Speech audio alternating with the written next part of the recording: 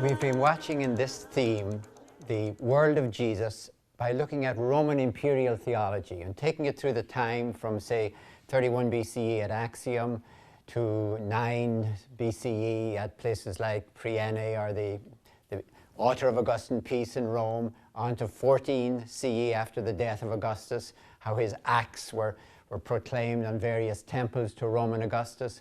And finally, we're going to look at Aphrodisias, about 2 hours east from Ephesus down the Meander Valley. But before getting to that, Caesar was actually 4 ways divine. It was almost like he couldn't be divine enough. And of course, he was divine during his lifetime. That's what the poet Ovid said was extraordinary. Other people get divine after they die and go ascended to heaven. You were divine when you were alive. 4 ways divine. First of all, he was divine by his ancestry. He was descended, claimed at least, that the Julio-Claudian line, the Julian line, was descended from the goddess Aphrodite, known in Latin as Venus. Aphrodite, Venus, you know, her western star. They were descended 1,000 years before the time of Julius Caesar, say, or Caesar Augustus, from Aphrodite, who had as her human consort the Trojan Anchises. So the human being Anchises, the goddess Aphrodite, produced Aeneas, who is, of course, the one who writes the hero, rather, of the Aeneid from Virgil. So 1,000 years before, what happens? The Trojan War, of course, the Greeks are going to destroy Troy, and Venus, protecting her son, as it were, warns Aeneas to take his aged father Anchises, who's now infirm. So he puts him on his left shoulder, and with his right hand he holds onto his little son, who's called Julius. So they're fleeing from Troy. It says ubiquitous all over the Roman Empire in images, and they're always the same. Anchises on the left shoulder, little Julius by the right hand, and they're fleeing from burning Troy to found the Roman race and the Julian line in Italy. And sometimes you see Venus protecting them as they're heading westward, guided, of course, by her westward star. Now, I should mention something that's very few classicists actually know. She was really trying to get them to Ireland, but they stopped off at Italy and ruined the whole program. But that's an issue that doesn't come up in most classical historians. First way, by ancestry, he's divine, descended from Aphrodite. Secondly, by conception. He's divine because his father is Apollo. His mother is Atia, a human woman, but his father is the god Apollo, god of poetry, god of music, god of order, and god of prophecy. He's a third way divine because he's adopted by the divine Julius Caesar as his adopted father. And finally, when he dies, as if all of that wasn't enough, the Senate declares him divine.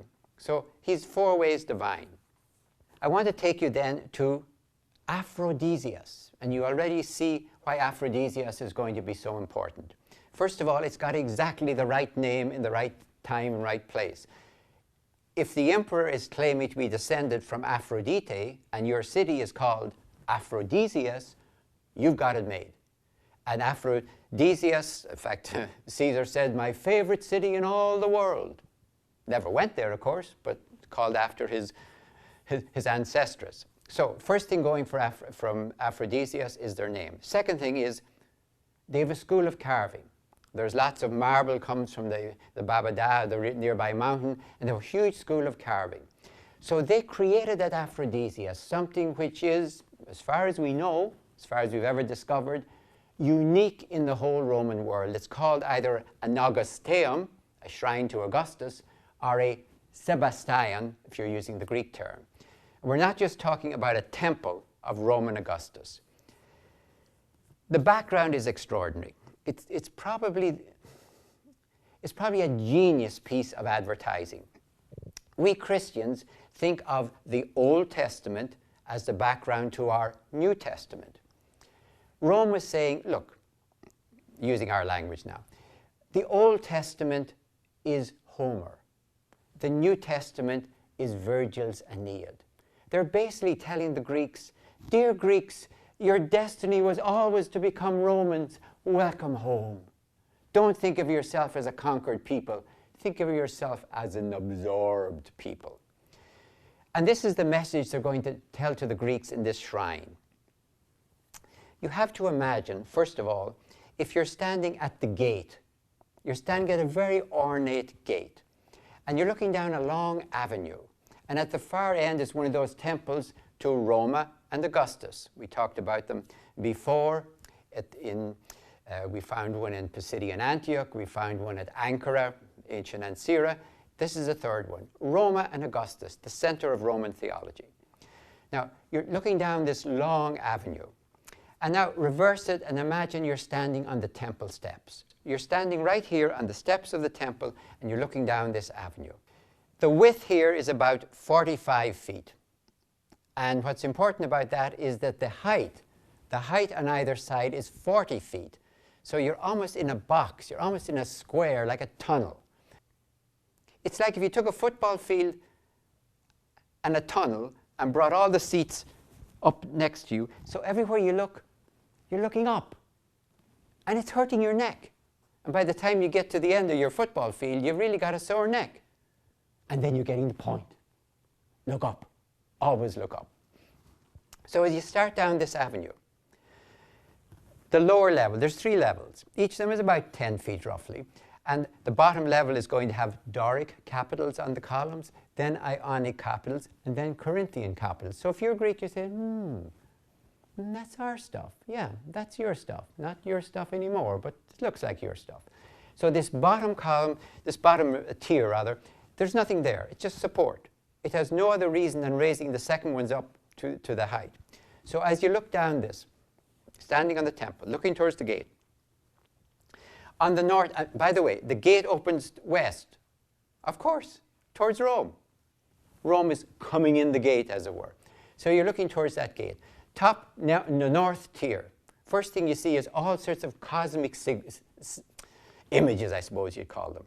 And by the way, each of these is, 5 to 6 feet by 5 to 6 feet. They're bas-reliefs, low-relief sculptures, which can tell a story. Not just statues, but low-relief sculptures. So in this top north tier, you're seeing all sorts of cosmic Greek stuff. You'd recognize them. Oh yeah, that represents dawn, or that represents the sea.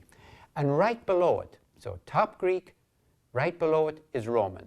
All along this second tier, on the north side, are conquered peoples. They're shown as a well-dressed woman standing like this, sort of ethnically recognizable, but underneath, down at the bottom, is whoever the conquered people are. And there was originally, 50, 50, 50, 50 of these, about 200 originally, maybe 80 are extant. And among them, of course, is ethnos Judaion, the people of the Jews. You can still see that there. The figure is gone, but you can still see what was underneath it. So, top north, cosmic Greek symbols, then underneath it, conquered peoples, a long row of conquered peoples. You're starting to get, though, a very, very important message. This is about victory. This whole thing is about victory. Now you move over to the south side. On the south side, top tier, you're going to get the Roman imperial family. The Roman males, the emperors, everyone is going to be there. Caesar Augustus, Tiberius. Caligula won't be there. We won't mention Caligula, he's just not mentioned. Claudius is there, Nero. So the dates would be between the years 20 and the year 60. It was probably finished by the year 60. Slight interruptions for earthquakes and other minor inconveniences. On this layer, you're going to look at the royal family. Yeah, the imperial family. And there's an extraordinary inscription there. They call them the Olympian imperial gods. I don't know myself personally of ever seeing that anywhere else. The Olympian imperial gods, not just the Theoi Sebastai, but the Olympios. So they're up there on Olympius. Okay, so you look at them, the gods, are nude, because it's so hard to remember if you're divine to put on clothes. So they're usually nude. The females, of course, are decorously dressed. But everywhere you look, you're going to see victory.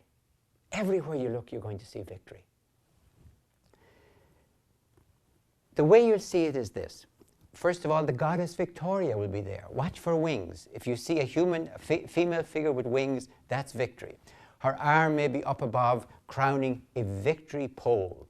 Because after a victory in the field, the armor of the conquered general was, by tradition, hung up on the victory pole.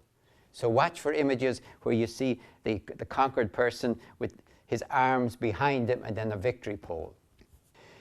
Outside, all you can see actually is the lower level. It's mostly all gone. But on the southeast corner, they're going to reconstitute by plastic casts the most important images there, which will be the images of Augustus and his two successors. He hoped to be his grandsons. He hoped to be his successors. They died too young. And immediately below them will be the scenes of the birth of Aeneas, Aphrodite and Anchises looking at the little child Aeneas. Next to that will be the flight into, I was going to say the flight into Egypt, the flight from Troy to Rome. You'll see Venus in the background protecting her family. And as always, Anchises is on the shoulder of Aeneas, left shoulder holding the household gods. And then little Julius by his right hand. And then finally arriving in Italy with the foot of Neptune guiding the prow of the boat and Aeneas arriving there.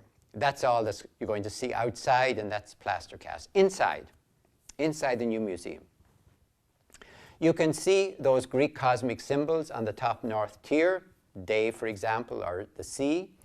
And then underneath them, you can see the female figures who represent the conquered nations, and especially, as I mentioned, at least the sign, if not the actual woman, who represents the people of the Jews. And then on the other side of the museum, you can see all of these images. You can see Caesar Augustus being crowned by Victoria, by victory, and you can see the pole holding the conquered general's arms. You can see that again and again. And then the most disturbing thing is this. Some of the images, it's impossible not to think of a combination of imperial conquest as male rape. There's an image, for example, of Claudius who conquered Britain, Britannia. He has a spear, and he's going to lunge it into her naked body, and she's trying to protect herself like this. It's impossible not to think of a rape fantasy. And right next to it, you can see again Nero with Armenia. Again, she's represented as a woman. And between them is Victoria carrying on her shoulders the conquest pole. So everywhere you look in here, you're getting the message of victory. So as you walk down this long thing, imagine yourself as a Greek. You're watching this. Now, maybe you could be lulled into, well, really, we're just Romans. But maybe you're also thinking of the price of empire on the whole thing. Aphrodisias is a place where it really all comes together. There is no place for me in the whole world where I can see Roman imperial theology as clearly and as brutally present. And of course, the price of all of this is peace. So if you want to see Roman imperial theology in one place where you can still see it today, especially now since all of these magnificent bas-reliefs are available in the new museum, I would say go to Aphrodisias and think about empire and think about this above all else. Is there any alternative? Are we as a human species a magnificent species, but like the saber-toothed tiger, doomed to extinction because we cannot get peace, which we all want, any other way than by violence?